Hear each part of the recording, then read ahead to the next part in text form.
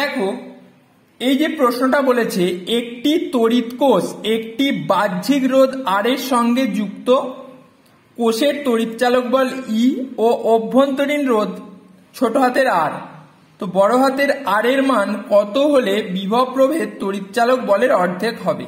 তো সার্কিটটা আমরা এঁকেছি, ভালো করে দেখো এটা একটা তড়িৎ কোষ।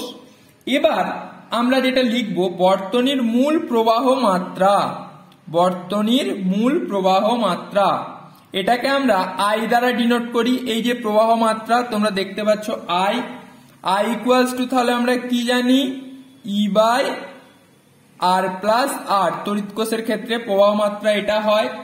এবং আর রোধের দুই প্রান্তের বিভব প্রভেদ, আর রোধের কথাটা লিখবে আর রোধের দুই প্রান্তের বিভব প্রভেদ, বিভব প্রভেদ এটাকে ভি দিয়ে যদি আমরা লিখি ভি ইকুয়ালস টু আমরা কি জানি আর আই, তাই তো। এবার দেখো তোমাদের কি বলেছে আর এর মান কত হলে বিভব প্রভেদ তড়িৎচালক বলের অর্ধেক হবে। তাহলে তড়িৎচালক বলকে আমরা কি দ্বারা ডিনোট করছি ই দিয়ে ডিনোট করছি, তাই তো।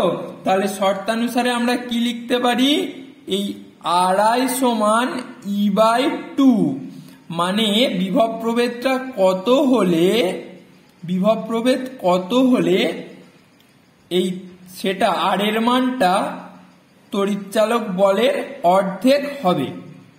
চলো দেখে নি। তাহলে এখানে আর যেমন আছে বসিয়ে দিই, আই এর ভ্যালু কতবার করেছি আমরা ই বাই আর প্লাস আর, তাই তো, সমান সমান এই ই বাই টু যেমন আছে তোমরা এখানে লিখে দাও। এবার সিম্পলিফিকেশন করে নেওয়া যাক।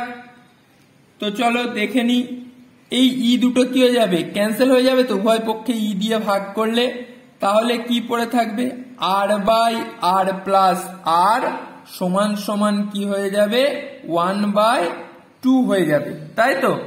এবার এটাকে আমরা সমাধান করি, কোনাকুনি গুণ করে দাও 2r সমান সমান আর প্লাস আর কে 1 দিয়ে গুণ করলে আর প্লাস আরই হয়ে যায়।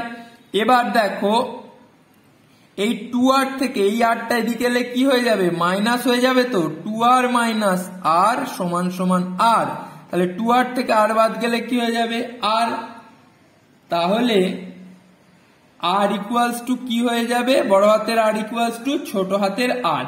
এবার তোমরা লিখে দেবে বাহ্যিক রোধ, অর্থাৎ বাহ্যিক রোধ কোনটা এই বড় হাতের আর, এর মান অভ্যন্তরীণ রোধ, অর্থাৎ অভ্যন্তরীণ রোধ কোনটা ছোট হাতের আর, এই অভ্যন্তরীণ রোধ যদি এইটা সমান হয় তাহলে বিভব প্রভেদটা কি হবে, ভি এর মানটা কি হবে এই ই বাই টু এর মানে তবে কি হবে বিভব প্রভেদটা এই তড়িৎচালক বলের অর্ধেক হবে, অর্থাৎ V equals to E by two হবে।